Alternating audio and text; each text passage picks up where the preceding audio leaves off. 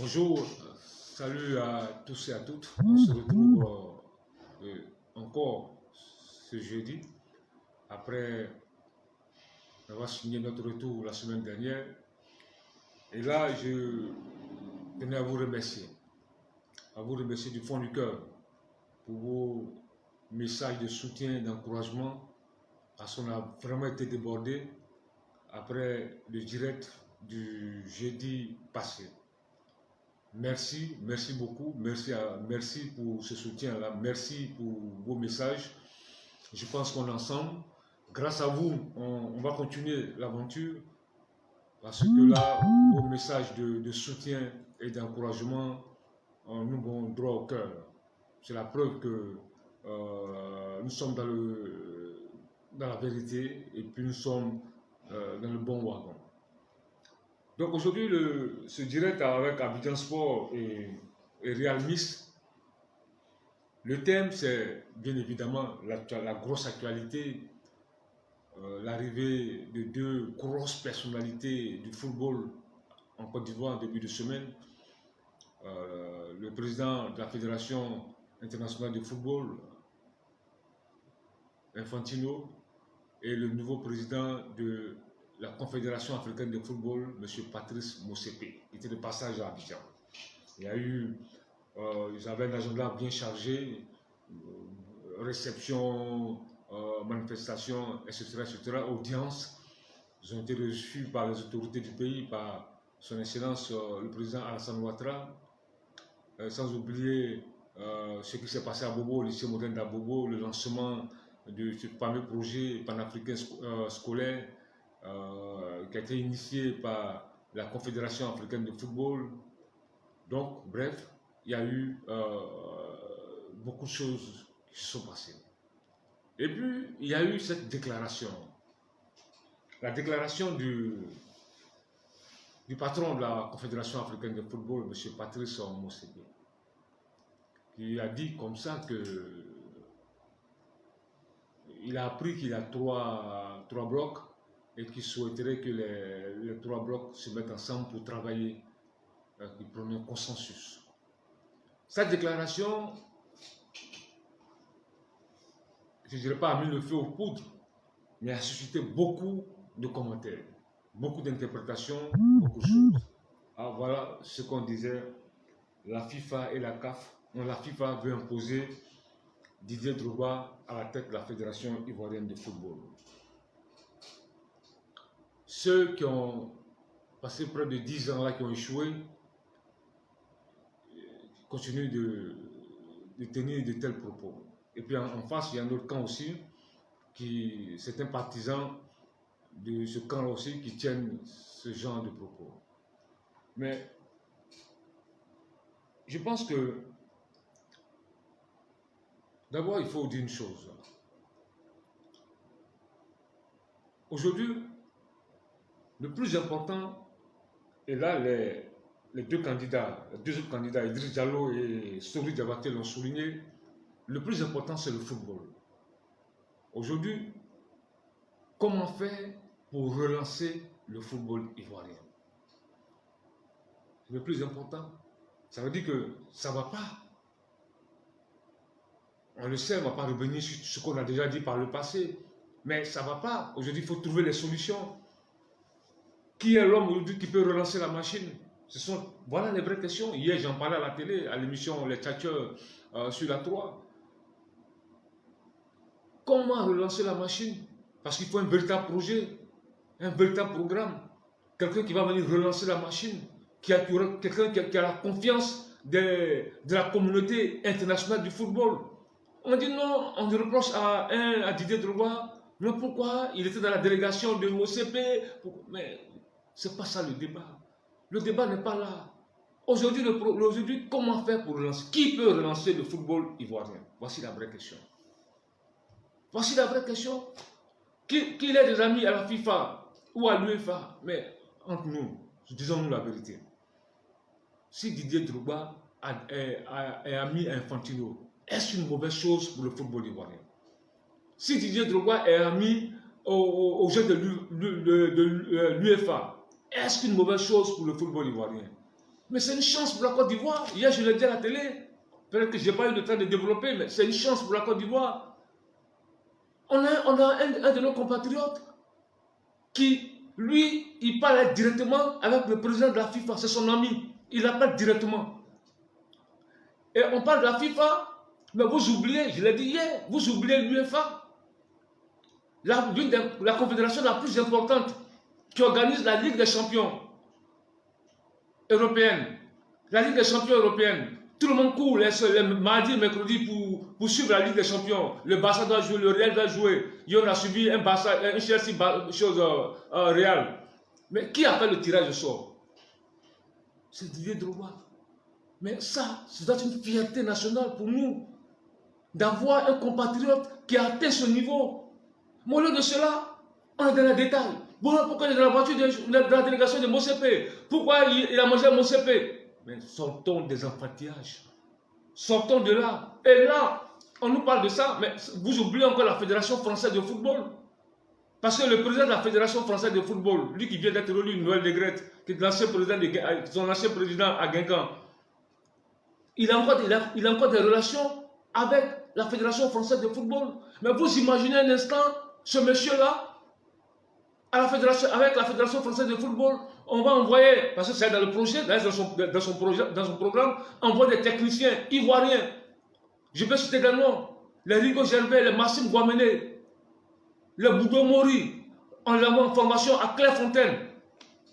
Ils vont se former, ils vont venir former nos jeunes frères. Mais où est le mal dans ça? Où est le mal dans ça? Pendant 10 ans ici, Soro Diabaté et son groupe, je ne vais envoyer un entraîneur ivoirien à Clairefontaine? Non, parce que là, il faut qu'on se dise la vérité aujourd'hui. Est-ce qu'ils ont fait envoyer même quelqu'un même à Clairefontaine pour se former? Non, mais arrêtez. Quittons dans l'émotion. Restons dans la raison. Aujourd'hui, le plus important, c'est comment faire pour faire redécoller le football ivoirien. Ceux qui ont, pendant 10 ans, qui étaient là, ils ont échoué. Parce qu'ils se cachent derrière 2 trophées. Mais, à part les 2 trophées, vous avez fait quoi? Au niveau de la gouvernance, zéro. Aujourd'hui, même au niveau de la compétition des clubs, les équipes ivoiriennes, la Ligue des champions, la Côte d'Ivoire a un seul représentant. Mais il faut en finir tout ça. On ne va pas encore ressasser le passé. Mais aujourd'hui, c'est le cap, c'est demain, c'est le futur. Voilà. Mais quand tu es au sorti de la déclaration de Mosepe, quand tu écoutes les 2 autres candidats, je vais parler d'Idriss Diallo et Soro Diabaté, ils vont dans le sens de la FIFA et de la Confédération africaine de football. Vous avez lu les déclarations sur les réseaux sociaux et partout un peu dans la presse. Ils vont dans le sens de la FIFA et de la Confédération africaine de football. Et même, je dirais même, quand tu regardes, parce que hier je l'ai dit à l'émission, l'heure des tchatcheurs, l'État de Côte d'Ivoire ne peut pas s'opposer à la CAF et à la FIFA. Ce n'est pas possible. Parce que l'État de Côte d'Ivoire, la Côte d'Ivoire est engagée sur plusieurs fronts. Notamment le plus important, c'est l'organisation de la Coupe d'Afrique 2023 en Côte d'Ivoire. L'État de Côte d'Ivoire a déjà consenti beaucoup d'énormes sacrifices. Ils investissent beaucoup d'argent dans la construction des stades. Et ce n'est pas fini. Regardez un peu les stades de Bempé, les stades de Yamoussoukro, de Boaké. Ils investissent beaucoup d'argent. Donc la Côte d'Ivoire s'apprête pour organiser la CAN 2023. Donc à cause de 1 ou 2 individus, la Côte d'Ivoire va perdre tout ça. Mais il faut arrêter, il ne faut pas rêver. Il ne faut pas rêver. Je pense qu'il faut qu'on soit réaliste. Sortons des guerres des tranchées. Sortons de la guerre des tranchées. On nous dit, non mais c'est vrai, mais il y a des tests, il faut respecter les tests, les parrainages, etc. On revient encore sur les parrainages, parce que hier j'ai entendu ce discours-là hier. Mais les parrainages dont on parle, vous savez, je vais vous dire une chose.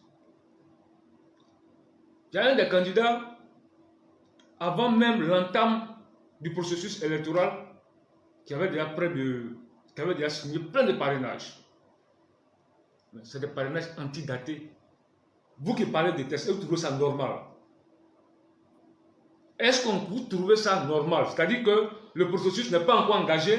Il y a un monsieur, un candidat, qui a déjà signé plein de parrainages, et en plein championnat. En plein championnat, il appelle le président du club, le mec qui doit jouer son match demain, il l'appelle, il dit, bon, demande ton parrainage. Parce qu'il était dans une position dominante. Les présidents de club ont eu peur, certains ont eu peur de la pression, ils ont donné le parrainage. Cela ne veut pas dire, moi je discute avec des présidents du club, je parle avec des présidents du club. Mais le mec te dit, mais attends, Chalio, je suis classé là, regarde ma position, le gars me demande un parrainage. Si je refuse, je vais mettre les habits sur moi. C'était des moyens de pression, parce que j'avais une position dominante. Et vous trouvez ça normal, c'est vous qui parlez de tests. Et vous trouvez ça normal et vous parlez de parrainage. Est-ce que vos parrainages que vous avez obtenus là, ça a été obtenu dans de bonnes conditions? Ça, c'est une question. Voilà, voilà. Et vous pensez que les gens sont idiots? On voyait tout ça? Tout le monde voyait? Et non, j'ai 45 clubs, j'ai 50 clubs. Mon œil. Mais aujourd'hui, là, où sont ces clubs-là? Non, il faut arrêter de nous distraire. De l'autre côté, il y a d'autres qui avaient des soutiens politiques. Il y avait une pression politique, on appelle des présidents de club, on les menace, non, voilà, dans votre parlement. Mais tout ça, c'était pas bon. Et c'est vous maintenant, parce qu'on le fait, on le faisait, il le faisait pour empêcher l'autre, disait droit d'avoir ses parrainages. Et moi, aujourd'hui, on va se parler, on va se dire la vérité.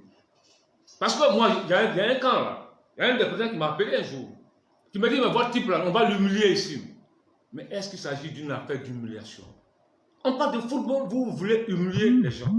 Mais aujourd'hui, où en sommes-nous? Vous avez voulu l'humilier, où vous êtes aujourd'hui? Où en sommes-nous aujourd'hui? Je pense qu'il faut arrêter tout ça. Pensons au football ivoirien. Donc, la histoire des parrainages, heureusement que le processus a été interrompu, parce qu'on allait élire un président par défaut, sans la volonté même des clubs. Aujourd'hui, c'est fini. Tout sera repris. Il y a un nouveau processus qui va commencer. Un nouveau processus qui va commencer. Et aujourd'hui, quand on parle de... Encore aussi dit, non, il faut qu'on parle aux élections. Mais les élections auront lieu. Les élections auront bel et bien lieu. Il y aura élection. Voilà. Quand vous pensez qu'on parle de consensus, ça vous dit qu'on ne va pas aux élections? Non, il y aura élection. Il y aura élection, il y aura assemblée générale élective. Et les clubs vont choisir le président, le futur président de la Fédération ivoirienne de football. Voilà. Parce que, notez-le bien, il y a des gens qui font des déclarations, non, il n'y a pas de problème, on est d'accord, on veut l'unité. Dans la journée, ils le font. Après, derrière, ils tirent les ficelles, ils alimentent leurs journalistes, leurs chroniqueurs là, qui viennent, qui disent autre chose. Mais tout ça, c'est malsain. C'est malsain, c'est malsain. Pensons au football ivoirien. Je ne sais pas ceux qui le font. Vous êtes aujourd'hui d'accord avec aujourd'hui la situation du football ivoirien? En tout cas, moi, franchement, je vous le dis et je vous le répète, je suis pour le changement, la renaissance du football ivoirien. N'en déplaise à Pierre ou Paul, il faut que ça change. Parce qu'il faut penser à nos présidents de clubs qui souffrent. Il y a des présidents de clubs qui souffrent.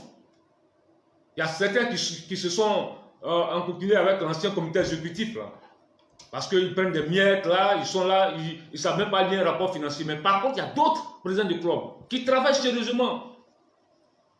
Qui travaillent sérieusement. Des jeunes présidents de clubs, ils dirigent des clubs de D2, de D3. Qui travaillent sérieusement. Qui ont des vrais projets pour leur club. C'est ceux-là. Il faut les aider. Il faut les aider pour que ça change. Il faut aider ces footballeurs-là, ces jeunes aujourd'hui qui ont décidé d'entamer une carrière professionnelle. Mais il faut qu'ils vivent de leur art.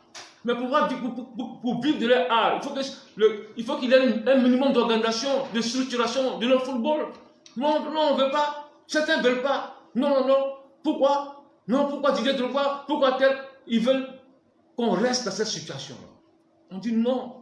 La fédération, je leur ai dit depuis des années, je dis la fédération ne vous appartient pas. Je leur ai dit depuis des années, on m'a traité de tous les noms d'oiseaux. On m'a traité de tous les noms d'oiseaux, que je suis un vendu, je suis tous les noms d'oiseaux. Je leur ai dit, la fédération ne vous appartient pas. Parce que j'ai eu la chance de commencer très tôt ce métier. J'ai vu des gens passer à la Fédération ivoirienne de football. J'ai vu les Koné Adjouma. J'ai vu les Diallo Ousseinou. J'ai vu les Oscar Koseassé. Les Jacques Anouma à l'époque. J'ai vu les Dieng Ousseinou. Mais aujourd'hui, ils sont partis. Mais les gens qui viennent, pour eux, c'était la propriété privée. Mais je leur ai dit, c'est pas votre propriété. Voilà la preuve aujourd'hui. Ils ont été chassés, dégagés de la Fédération ivoirienne de football. Ils ne peuvent même pas mettre le pied à la Fédération ivoirienne de football. Voilà la réalité. On leur a dit, ils n'ont pas écouté. Une fois que tu parles net, on te menace. On appelle tes patrons pour te renvoyer. C'est comme ça qu'on gère, une fédération. Quand un président de club parle net, on le suspend. Quand un acteur du football donne un avis sur une situation, on le suspend. Regardez le nombre de suspensions. Roger Wonien, Armand Gorou, Sali Bitogo, tous les gars du GIS là, qui ont été sanctionnés. Mais vous les avez sanctionnés. Où vous êtes aujourd'hui, vous? Vous êtes où aujourd'hui? Vous ne pouvez même pas mettre pied à la Fédération ivoirienne de football. Ça doit vous amener à réfléchir. Et pourtant, vous avez prévenu. Maître Roger Wonien, vous avez prévenu. Tout le monde vous a prévenu. Attention, attention. Faites attention. C'est pas que vous êtes dans la mauvaise voie. Mais par orgueil, par suffisance. Vous avez divisé tout le monde. Divisé les journalistes. Divisé les clubs. Divisé les arbitres. Divisé les joueurs. Divisé les anciens joueurs. Et ça, vous, aujourd'hui, vous n'avez pas le courage de vous cacher. Vous continuez de parler. Hier, j'ai dit un truc hier. Les gens n'ont pas peut-être bien compris. Quand j'ai donné l'exemple hier de la Coupe nationale de Côte d'Ivoire, la Coupe nationale de Côte d'Ivoire, attendez, même pas un sponsor en 10 ans, ils n'ont pas pu trouver un sponsor de plus de 30 millions pour la Coupe nationale de Côte d'Ivoire. Vous trouvez ça à Côte d'Ivoire? Vous trouvez ça normal? Et c'est ceux-là qui veulent encore nous endormir encore, nous enfumer. Mais attendez, il faut changer les choses. Ça ne peut pas continuer. Pensez un peu à ces présidents de club, pensez un peu à ces pauvres joueurs qui peuvent vivre de leur, qui ont envie de vivre de leur art. Vous êtes venus, au lieu de travailler, au lieu de développer le football, vous avez été incapable même d'organiser un championnat de jeunes régulier. Incapable d'organiser un championnat de football féminin régulier. Et vous avez le courage encore de venir parler. Mais il faut arrêter le massacre. Je pense que l'heure du changement a sonné. L'heure du changement a sonné. Ceux qui savent lire entre les lignes ont tout compris.